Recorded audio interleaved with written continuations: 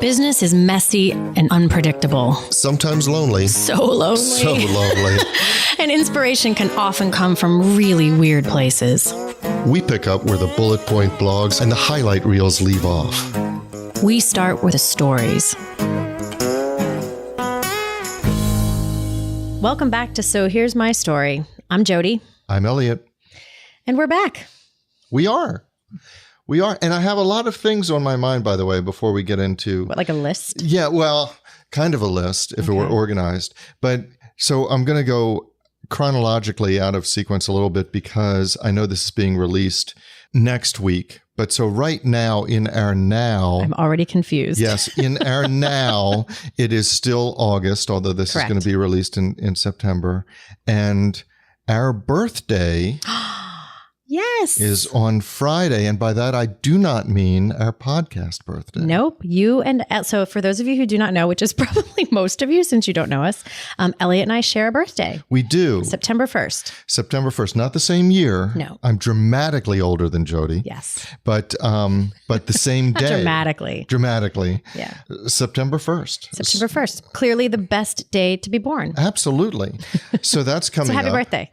And happy birthday to Although you. by the time this comes out, like belated happy birthday, but I will have told you happy birthday, so whatever. Right. See, that's why I was confusing. So that's one thing that's on my mind. The other thing is that for those who... Subtext, wish us a happy birthday. Please do. Feel There's free a registry. There's a registry.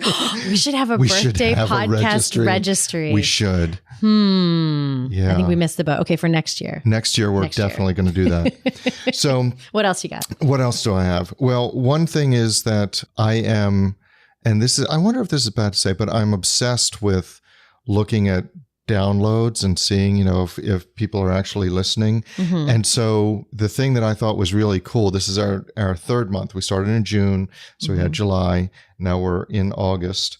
At the time of this recording. And so in August, we beat June and July combined. I mean, shattered it. Really? And that's so cool. That is awesome. I mean, I do like watching the downloads, but you were far more metric driven than I am. I am. So. I'm very I just like it when the graph keeps going up. That's really cool. Yay. Yeah. So that's great. In no small part. I mean, I think I mentioned this in the last episode, but once again, want to give a special shout out to our audience on Overcast. I know in that month, I think we have almost 200 new subscribers just in this past month on Overcast. Which is amazing. So it is quickly becoming the cool spot for us. So here's my story to hang out. So thank you, Overcast listeners. I'm waving hi to you.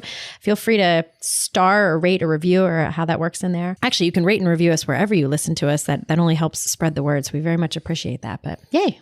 Yeah. And I guess the last thing is, which I know you already know, but it has nothing to do with podcasting, but I do think I feel compelled to mention it.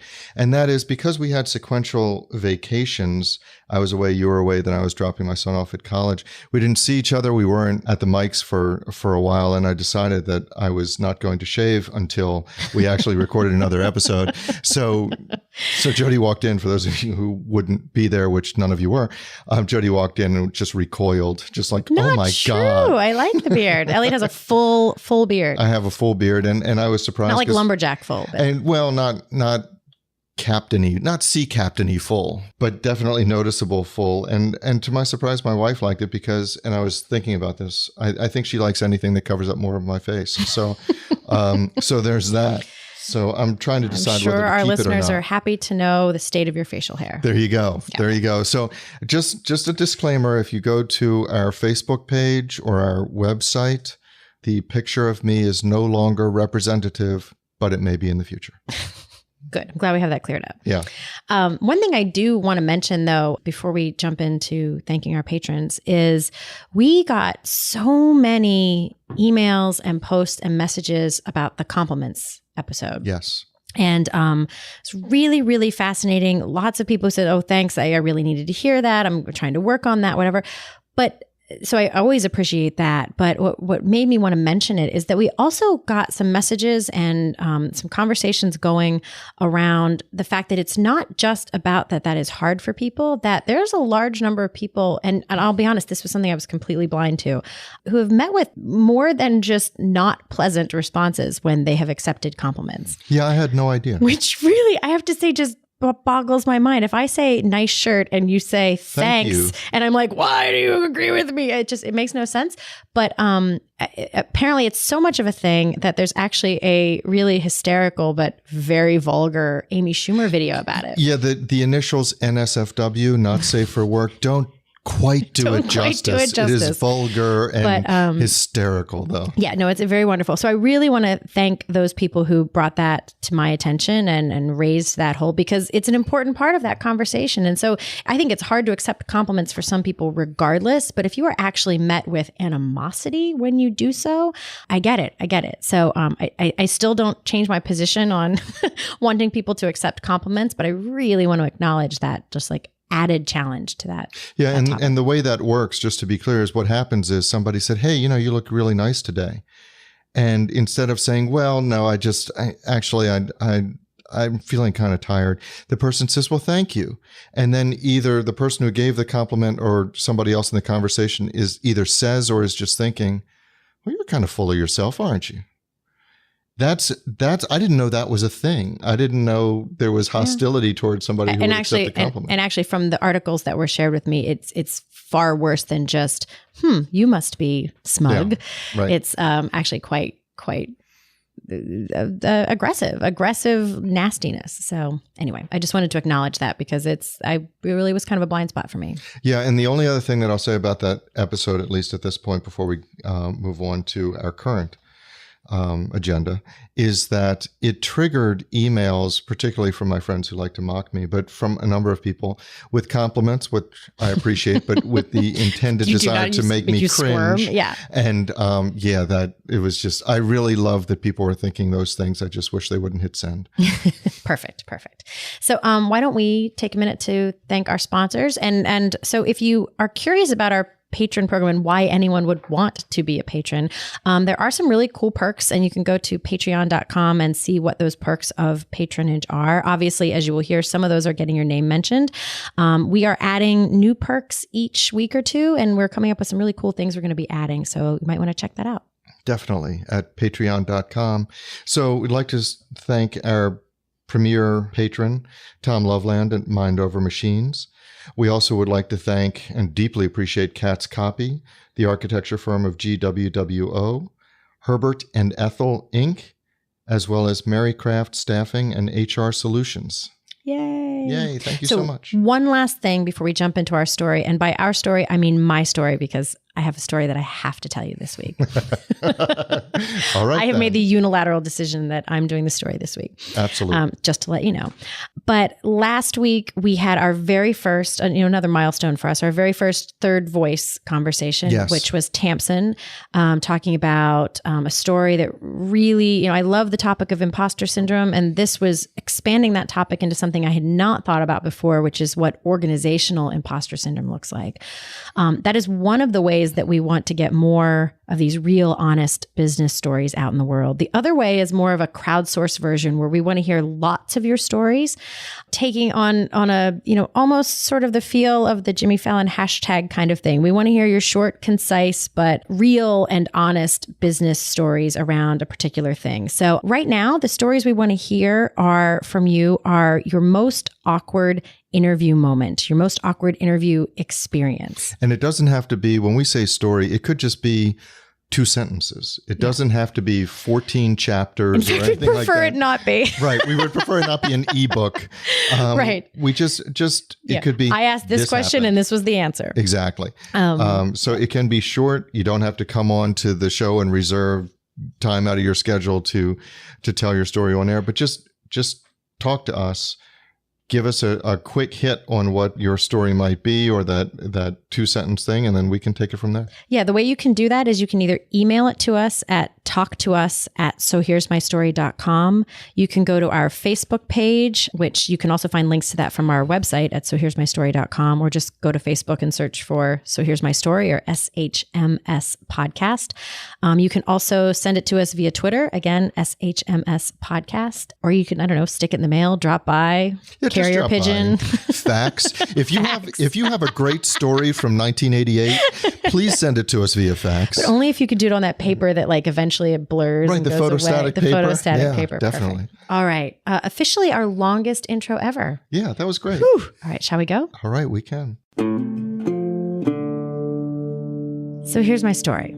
As you know, I was on vacation a couple weeks ago. Yes. Partly a go plant yourself at a little lake house, sort of blurred with a tiny bit of road trip action in the middle to go explore the Upper Peninsula.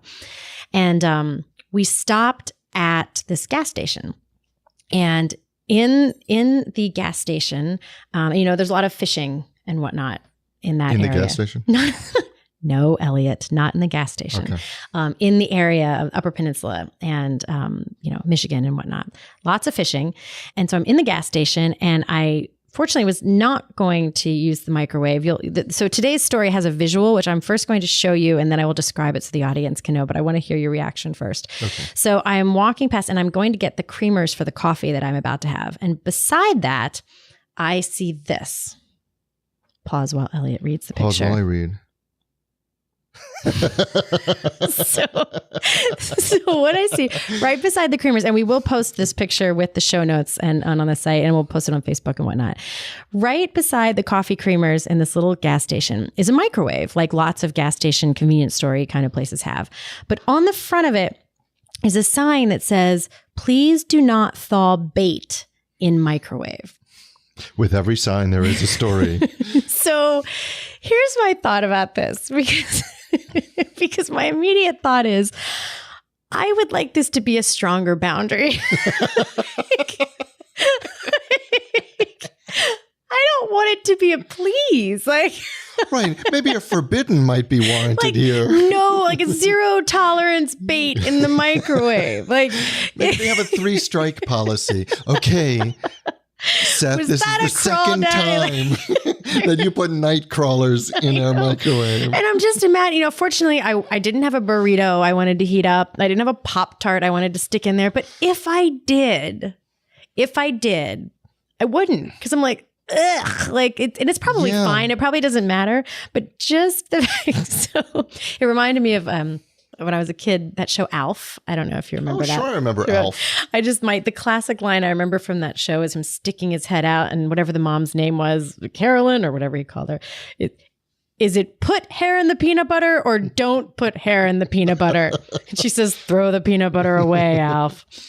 So the reason that this felt relevant, other than the fact that it just cracked me up, is this issue of boundaries.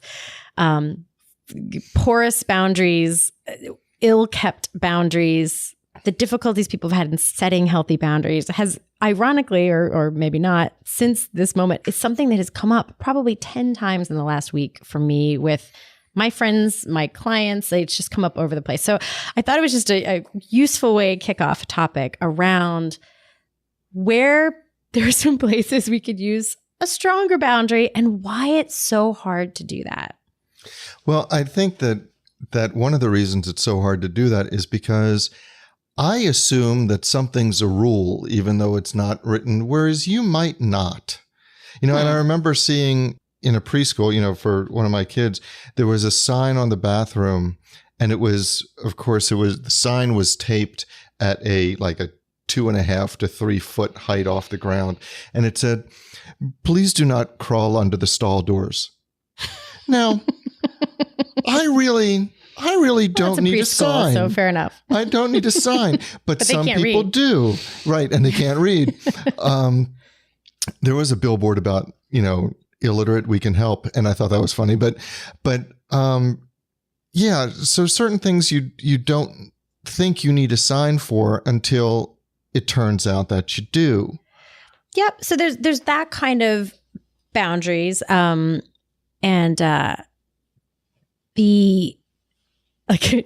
I phased out there for a second because I was remembering a very good friend of mine was here in town one time and at a local bakery that I will not mention. And there was a sign in front of the pastries that said, "Please do not touch the pastries." And the fact that they had the sign that said, "Please don't touch the pastries," made me just clearly it's been a problem. So I if the pastries are still sitting there, please, I don't want a pastry because that means people probably touched them. Okay, but I digress a little bit. I think that this topic, because as much as I'm laughing, this is actually, I think, a really important topic. This is a moment with this sign where I said I wanted there to be a stronger boundary. I wanted them to say, like, it's not okay to put bait in this. Not a please don't. If it's not too much trouble, would you mind? But a don't put bait in this microwave. This is not a bait microwave. End of story. Is that a thing? There's a bait. Please use the bait microwave down the street. Maybe there's a bait microwave and this is not it. Okay. But in an effort to be polite, nice, they said, please don't use this for this, which I'm certainly not against being polite. But I think that there are places in our personal lives and certainly in business where we try to ask for things with a please or with a glimpsing, okay. And then there are these moments where you have to actually set a hard boundary and say, no, I'm not going to do that thing, or I'm not okay with that, or this isn't all right with me. And people haven't taken the subtle hints. Like it's the metaphoric moment where it feels like you need a sign to say, like, no, this is not okay. And it's really, really hard. I guess what I'm curious about is whether you know what your unwritten but hard and fast rules are, or it's like, as I said before, Potter Stewart, Justice Potter Stewart said about pornography. I can't define it, but I know it when I see it. You know when this line has been crossed, but it didn't occur to you before. Because the question is, and I run into this all the time in my practice, people are, for example, they're drawing up personnel manuals. They want to draw up these employee handbooks, and a lot of them want to draw it up from boilerplate from other personnel handbooks they've had from other jobs and other companies. And so I asked the question, look, if you could borrow from Abraham Lincoln and you had a page that said, we hold these truths to be self-evident, what would you list? I mean, so for example, I would list, we don't yell at each other. Now, I work in a law firm, and law firms are notoriously... We yell at other people. We just don't yell at each other. But no, law firms seriously are traditionally very difficult places to work with because people are yelling at each other, and it can be a very personally disrespectful environment. I'm sad to say, but that's kind of the rap on it, and to a certain extent justified. So we don't yell at each other. We also don't see any difference between jobs. We're not hierarchical. Attorney, secretary, you can't eat lunch together. You can't. And I know firms that do that. So if you have, we hold these truths to be self-evident. One of them, if you're in a gas station, might be, we don't warm up night crawlers in the microwave. Exactly. Yeah. It's, I think knowing where your boundaries are is helpful. I think, as you're saying that, I'm realizing that I think where I have seen this most come up of late is where there are competing priorities. And so it's not quite the porn quote thing, which I love that you know who the guy is, because every time I want to reference that, I just have to say, it's like that porn quote, which really leaves a really wide open door of where that might go. And then you just walk away. Yeah, I'll have to write down that guy's name because it sounds much better when you convey it that way. I think sometimes it's an issue of not knowing where it is until you're like, ooh, okay, that's not okay with me. I think I've seen it a lot lately of having competing priorities. So for instance, there's one person that you care about deeply who wants something, and another person you care about deeply who doesn't want that thing. And then you're drawing boundaries between the two. Or I can probably give a better example of boundaries of where your responsibility for something ends and the other person's responsibility for it picks up. Those kinds of boundaries so it's more the personal boundaries, I think, that I've seen of late that most show up being porous and challenging. Well, see, and I see it on the technical side, on the legal side, where when I have an employee that's coming in and I want to do some sort of tell her what her job is or tell him what his job is, I also want to explain what the authority is. And the old saying that your right to swing your fist ends where my nose begins. Okay. So what is the limit of authority? You can do this. If you want a boundary, this is my boundary. You can go right up to this point and you can't go any further. And a lot of times I realize that I personally, as an employer, don't correctly state it. So to give you an example, and this isn't mine. My father, as you know, was a lawyer. He was an attorney, sole practitioner for his entire career. And he had a secretary working with him for 30 years. She was a wonderful woman. Her name was Betty. And Betty knew the clients and she knew the areas of law and all of that. But it would drive my father bananas when a client would call, my dad wouldn't be in, and Betty would give legal advice. Now, maybe Betty was giving very practical legal advice, and maybe she was doing it in exactly the way my dad would have, because she'd been around him for 30 years and it was a small office. But she didn't have Esquire after her name, and she wasn't the lawyer, and it would drive my dad nuts. And so his please don't put bait in the microwave would be to the secretaries, please, let's not have secretaries give legal advice. And that would seem like it would be self-evident, but it's not. Mm-hmm. And so that was one of his boundaries that he thought was unwritten, and frankly for him was always unwritten, but it was just something that drove him to distraction. Yeah, no, that's definitely a different way to think about it. I think that. So when Jodi says, by the way, just to clue you in, when Jodi says that's definitely a different way to think about it, what she means is that's completely not my point. I really don't understand where the hell you're coming from. So now I have to regroup and figure out a way to make what you just said even remotely relevant to what I wanted to talk about. Very good. That's actually good. No, because it made me realize I don't think I really teed up the story the way I wanted to. Okay, look, let me take you off the hook here. Or, well, I don't know if I'm taking you off the hook or I'm putting you back on it. Is this a joke? Is this a bait joke? Oh, that was a bait joke. That was great. I know. It wasn't. I wish I had intended that. So that makes me the clever one in that. It's not the first time, nor will it be the last that you are the clever one. Doubtful. But okay, so clearly I missed your point, although I think we can both concede that what I was talking about was unbelievably important and possibly poignant. Yeah. But okay, so I just don't care about it right now because it was not my point. You just don't care about it. So I missed your point. So tell me, let's go back to the origin of the story. Okay. Tell me what you're getting at. So here's what mattered to me about that. That is a moment, I almost couldn't, I was laughing so hard, you may not even be able to hear it. I said, I really wanted that to be a firmer boundary. I wanted, and what's been really resonating with me for the past week or two are the places where what someone really wants to say is X, and instead they dance around it or sugarcoat it, or they say, please don't put bait in the microwave. Whereas as someone said to me last week, and this is probably a much more concise way to say it, no is a complete sentence. Right. And why is that so hard? First of all, let me just back up. I love that. That's one of the things that I would print out and put on my wall if it weren't so off-putting. No is a complete sentence. Yeah. Because it is. And there are many times, bait in the microwave, maybe one of those times, where it has to be a complete sentence. So now I get where you're coming from. And there are so many instances. I can tell you do because I can hear the gravity of it in your voice. And that's why I cared about this, is that it's hard. It is, especially if it's someone you care about or something that they care about, or an employee that wants something that would make them happy, but it's just not right. And so we dance around it. We try to make it easier. We tiptoe. We say, well, I'll try to do that, or I'll see if we can, instead of just saying that's not happening. Right.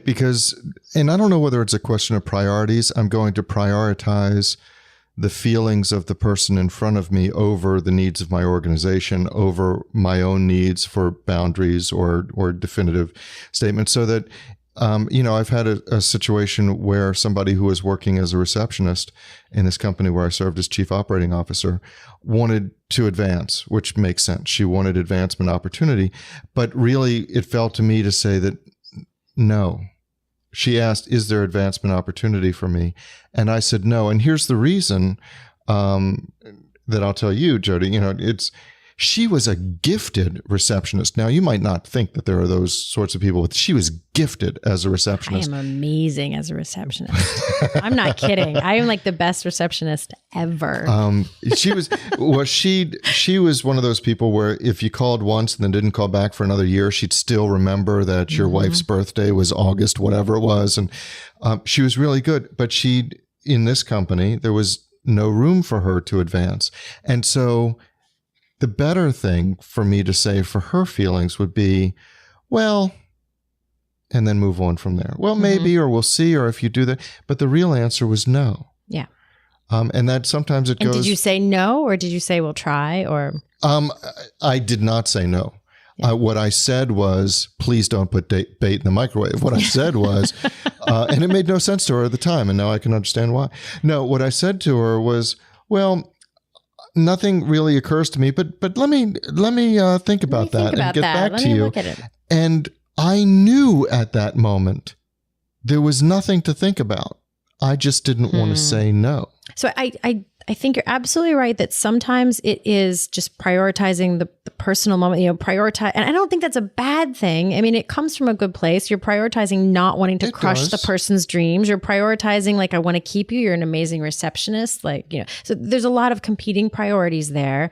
I think another part of it is what happens for me, and this example, a personal example with my son, a conversation we had a few years ago, is I'm someone who will say, hey, Mom, can we go to this? And I'll say, yeah, maybe. And I'm not prioritizing his feelings. I'm just like, it's a possibility. Like, yeah, sure, maybe we could do that. I might be able to work that out. It would take a lot of juggling. I'm not sure if it's possible, but yeah, maybe. And I don't want to say no because it is possible. And I don't want to crush possibility if it's possible. It's a slim possibility. But my son is someone who would then get just off his rocker, more so when he was younger, really. This happened like 5 years ago. He would get so upset if then that thing didn't happen. And he would even say to me, you promised. And I'm like, no, I did not promise. I said, maybe. And in frustration, I once said, would you rather me just say no? And he looks at me and he goes, yes.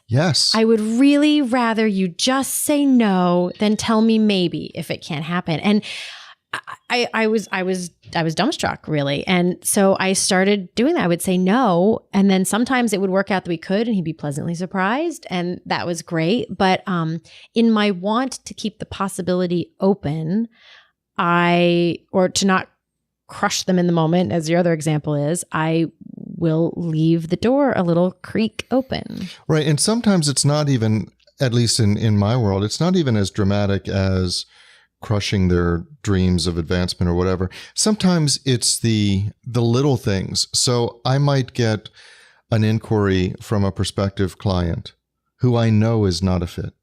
I know they're not right. I know that for whatever reason, I don't want to work with them. It may not be them personally. It might be the kind of work. Cinnamon. Right. So safe word, cinnamon. I don't. But I look at that email and I think, well, I'll get back to them later. When they say, hey, could we talk about this? Could we schedule a time? I don't want to schedule a time. But I also don't want to call them back and say, no, I'm not scheduling a time. Well, I'll tell you, the very low grade hum where this shows up everywhere is RSVPing to events and things. You don't want to go, but you don't. You just you just put it as a maybe, or you're like, well, I'll respond later, and you kind of let it drag out instead of just, or at least I do this. I don't think I'm the only person who does this. Instead of just saying like, no, we can't be there. And it's really I think it's a very complex mental thing that's going on, because if I knew for certain that I like desperately didn't want to go, I would just say no. But it's never that. It's this middle ground hum of like, it would be fun to go if I'm feeling up to it and I don't have other things to do, and so you can sort of put a pause on it. Right. And I think it was George W. Bush was talking about, he had a quote, and it was not in this context. He was talking about racism and racial inequality. And what he labeled it was the soft bigotry of diminished expectations. And I always loved that quote because, and I apply it to this, and this is why it came up to me, because I think there is a soft hostility to diminished expectations. There is a soft hostility to something less than a definite answer.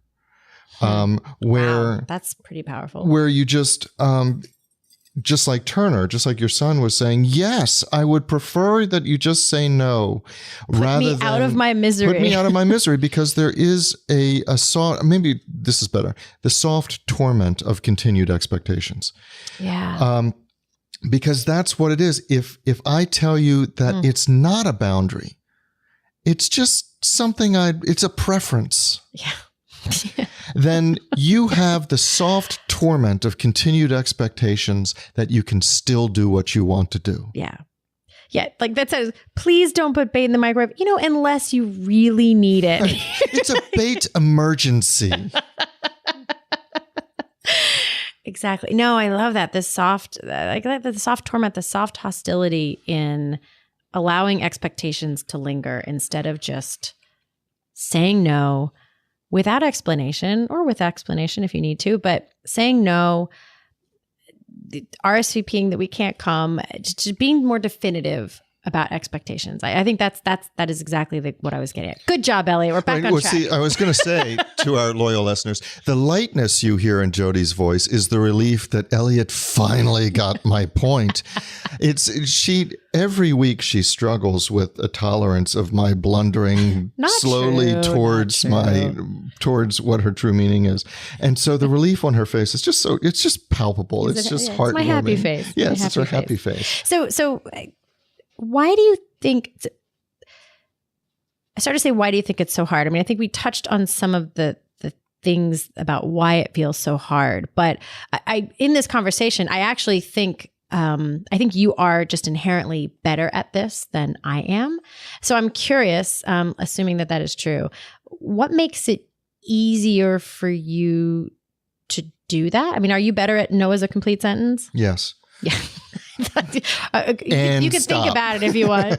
No, I am, but it's an acquired skill. It is. And I actually not unrelated. I think it's why you didn't understand my point originally. I think you are inherently, the lens through which you are looking does not see this problem as clearly as I do, because this is a thing that I am also working on, is being more clear. So to me, this is glaringly obvious. To you, and this is why it's so fascinating to hear other people's business stories, because we all have different lenses. We see it through different ways. And so some of us are like, oh, I totally get that. Others, I mean, to you, I think I sounded like Charlie Brown's parents, like, wah, wah, wah, wah, no, wah, wah, wah, wah. I get it, but I don't, I can't put myself in your shoes as easily, because I have cultivated the skill of, and sometimes it's a burden, of having these direct conversations. So, by the sheer nature of your vocation, yes, yeah. Yes, and So when you write law contracts, I assume that they're not like, if you'd like, and if it's not too inconvenient, maybe. Well, no, I'll tell you, you're joking around, but here's where you can tell when a lawyer has difficulty with this very concept. When they write in the passive voice, when they write, the following shall be accomplished by September 1, as opposed to, you're going to do this. Jim's going to do this. Yeah. I'm going to do that. When you write in the active voice, when you say, I'm going to do this, you're going to do that, that's setting that boundary. That's setting that expectation.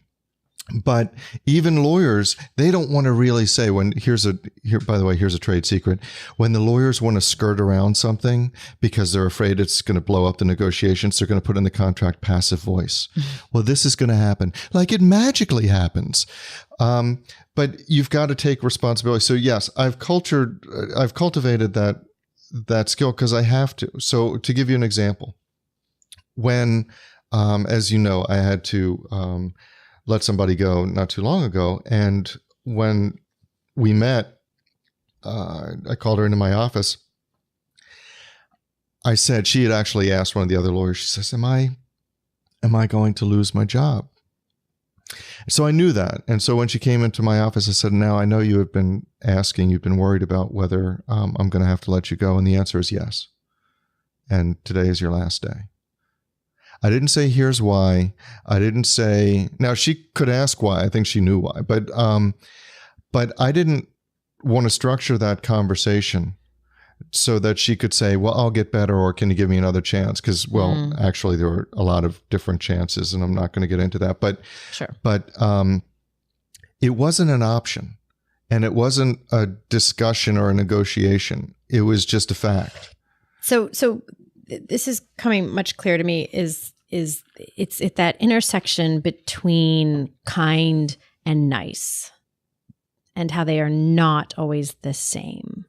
No, they're not, because I could be and try to be sensitive to what this decision means to her personally. Right, but to me, the kind thing is to put someone out of their misery. The kind thing is definitely, yes. So they're not left wondering. They're not left worrying about, well, what if I do this? Maybe if I come in 5 minutes earlier, maybe if I'll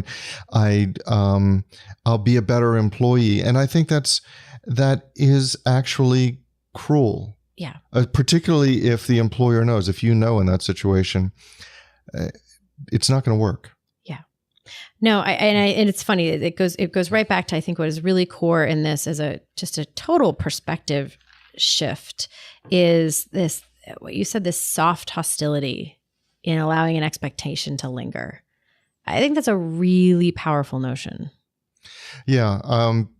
I think actually sometimes it really shows both empathy and compassion to do the hard thing. For no to be a complete sentence. So that's our story. Thank you so much for joining us today. We're so grateful for everyone who's listening in, and we're especially grateful to all of our patrons who've joined us over at patreon.com to support our efforts here. And we hope to see you next week. And listen, having told our story, we'd love to hear yours. Ooh, yeah. So I guess what we're trying to say is, the floor is yours.